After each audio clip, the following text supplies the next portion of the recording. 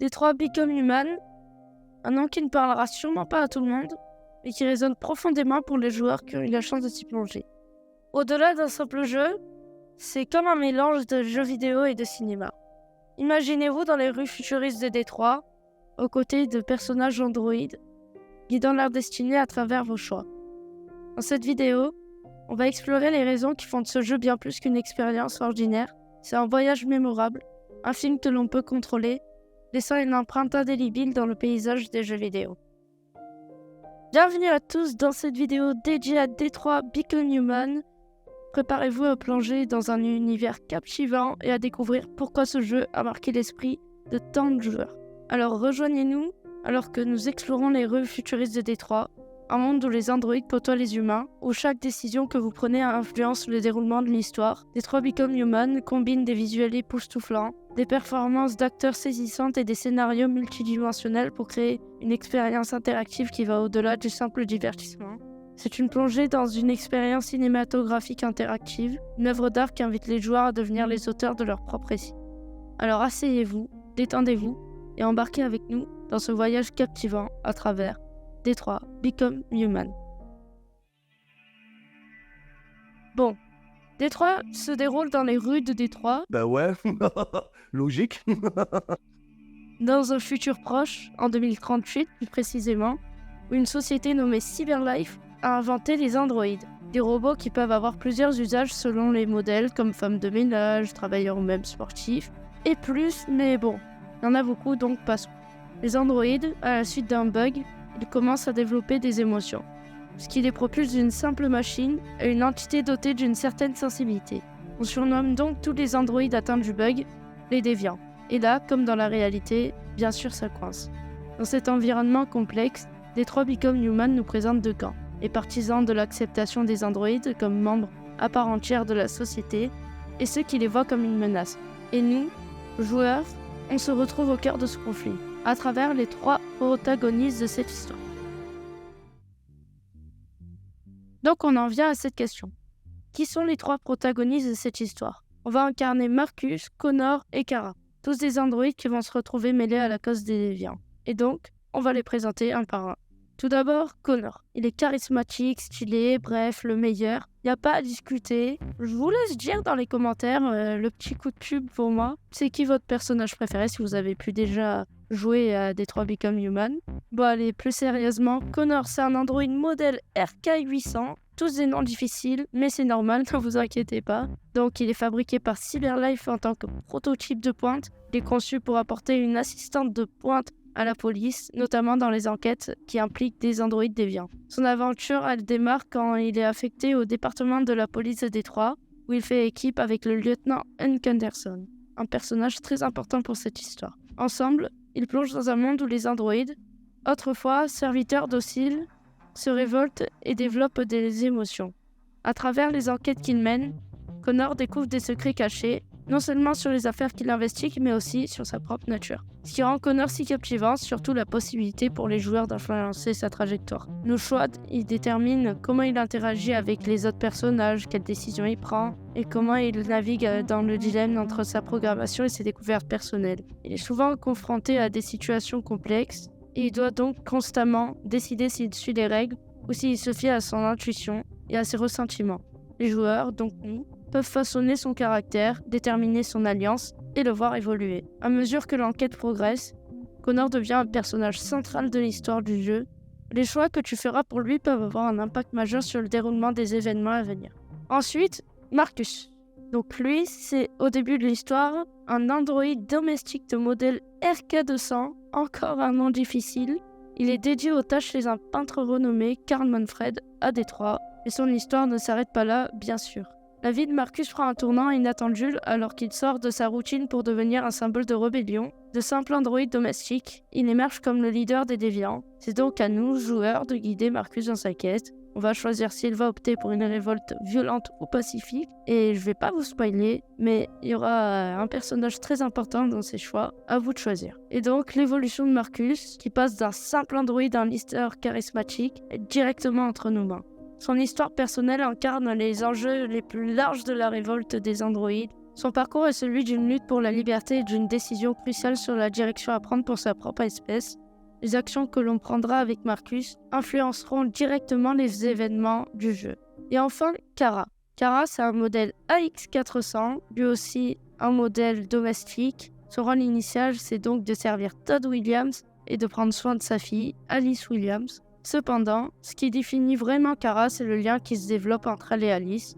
Cette connexion crée un profond bouleversement dans sa vie, qui brise sa routine préétablie et qui la lance dans un voyage à travers un monde en plein chamboulement. Un monde où les androïdes, comme elle, se lèvent contre l'oppression humaine. En jouant à Détroit, on incarne Kara et nos choix influencent son chemin. Son histoire personnelle incarne les enjeux les plus larges de la révolte des androïdes, en mettant en évidence les questions complexes d'identité, de liberté et de coexistence. L'histoire de Kara est une exploration émotionnelle de la relation entre humains et machines.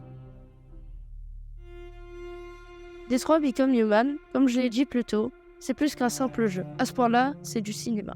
Pour l'illustrer, le jeu comporte en moyenne 8 à 10 heures de cinématiques, sachant bien sûr que selon nos choix, bien sûr, il y aura plus ou moins de cinématiques, c'est logique, et 35 heures de contenu jouable. C'est à peu près un tiers du jeu qui comporte des cinématiques. Et ça, c'est vraiment énorme. Et donc, comment ça se passe? Comment on fait ses choix? C'est simple, on attribue une touche à un choix, comme dans l'extrait qu'on voit actuellement. C'est pareil dans tous les jeux du genre. Moi, après, j'ai pas les meilleures références. Je sais qu'il y a les Walking Dead, mais j'y ai jamais joué. Moi, j'ai Minecraft Story Mode qui est largement critiqué, mais bon. Et donc, vous me direz, est-ce que ça a un réel impact? Et c'est normal d'en douter, et pour vous montrer que oui, je n'ai qu'à vous montrer un nombre, enfin pas exactement, plus de 40. C'est le nombre de fins que comporte Détroit selon les choix que tu feras.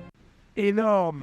Et on n'est même pas sûr du nombre de fins exact tellement les choix et les conséquences sont complexes. Surtout que selon les recherches, ça peut être 99, d'autres 40, j'ai pris le plus possible, donc plus de 40. Ça montre quand même à quel point Quantic Dream nous a laissé une liberté folle. C'était le but premier du jeu. Un seul petit choix peut complètement changer la suite du jeu, c'est ce qui fait la magie de ce jeu. La musique dans Détroit Become Human, c'est une pièce maîtresse qui renforce l'atmosphère. Composée par Philip Shepard, elle évolue avec les moments, ajoutant émotion et tension. Chaque thème musical amplifie les émotions des personnages, nous immergeant dans leur parcours. Lorsque l'on mène la rébellion de Marcus ou que l'on protège Alice et Kara, la musique nous accompagne, intensifiant chaque instant de cette expérience cinématographique interactive. Encore un mot difficile que je vais mettre 6 ans à lire, mais bon, c'est pas grave, chers spectateurs, je suis là pour vous. Il faut quand même se dire qu'il y a une catégorie entière qui explique chaque thème. En gros, quand vous achetez,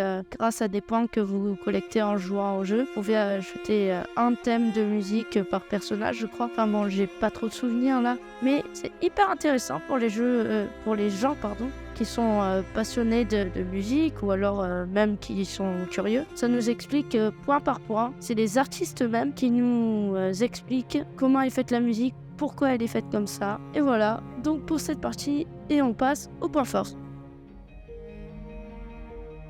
Donc du coup, je vais vous faire cette partie sous une forme de liste de points forts. Et donc du coup, variété époustouflante de choix en premier. Rien que l'arborescence complexe des missions nous met en évidence la vaste gamme d'options disponibles en nous montrant l'ampleur de l'influence du joueur sur l'histoire. Donc encore en lien avec un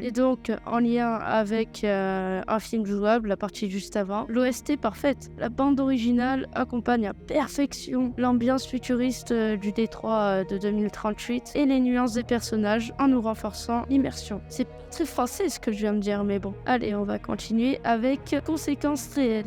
La possibilité pour un personnage de mourir tout en continuant l'histoire, ça apporte une dimension réaliste unique dans le jeu vidéo qui justement se distingue des jeux où l'échec signifie recommencer. Les graphismes intemporels, malgré une sortie en 2018 sur PS4 et sur PC, les graphismes du jeu conservent leur beauté de 2018 en nous offrant une belle expérience visuelle captivante qui leur rend l'exploration de Détroit encore plus séduisante à nos yeux. En 5e point, j'espère que je me trompe pas, les personnages permettent d'aborder les déviants et les autres aspects de l'histoire sous différents angles, comme Marcus et Kara qui sont bien sûr du côté des partisans, et Connor du coup qui lui bien sûr est du côté humain et donc enrichissant la compréhension du contexte dont je vous ai parlé au début de la vidéo d'ailleurs. Et en dernier point, moi c'est un de mes plus gros points forts puisque j'adore la ville futuriste. Jouer dans une ville futuriste comme Détroit, ça ajoute un niveau de réalisme, d'excitation, plongeant les joueurs dans un monde unique. Comme chaque histoire, Detroit Become Human nous apporte plusieurs types d'émotions. De la joie, de la tristesse, de la compassion, etc. etc. L'immersion dans l'univers futuriste de Détroit ne se limite pas à des choix et à des actions, mais pénètre également dans nos cœurs et nos esprits. De la détermination de Marcus à la protection inconditionnelle de Kara envers Alice, nous ressentons leurs émotions comme les nôtres. Et c'est normal puisque c'est nous qui faisons ces choix. Triomphe et revers nous touchent intensément. Les dilemmes de Connor, partagés entre devoir et conscience, nous plongent dans leurs tourments. Le jeu ne se contente pas de raconter, il fait vivre. Nous nous attachons aux androïdes et à leur cause, partageons leurs douleurs et leurs espoirs, créant ainsi un récit qui devient le nôtre. Detroit Become Human est bien plus qu'un simple jeu. C'est un voyage émotionnel qui nous rappelle la richesse des histoires humaines derrière les pixels. Une expérience qui marque nos esprits et nos cœurs. Alors, Detroit Become Human, c'est quoi au juste ?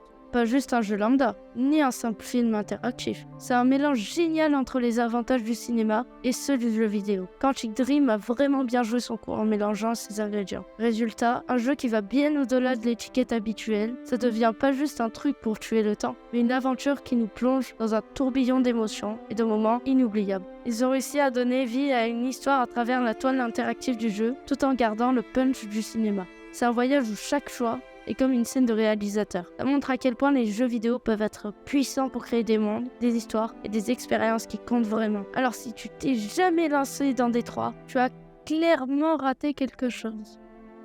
Détroit, c'est plus qu'un jeu, c'est une aventure qui t'attrape et ne te laisse pas partir. Et voilà, messieurs, mesdames, merci pour votre visionnage. Du coup, je vous encourage directement à prendre Detroit Become Human. Si vous voulez récompenser tout mon travail, il vous suffit de liker cette vidéo et de s'abonner et de partager, ça me fait toujours très plaisir. Aussi, si tu veux voir toutes les sources, les musiques ou mes réseaux sociaux, n'hésite pas à aller dans la description. Surtout que j'ai ouvert un nouveau serveur Discord. Je vous y invite, c'est dans la description et sur mon compte. Et donc du coup, au revoir à tout le monde, merci du visionnage et à la prochaine.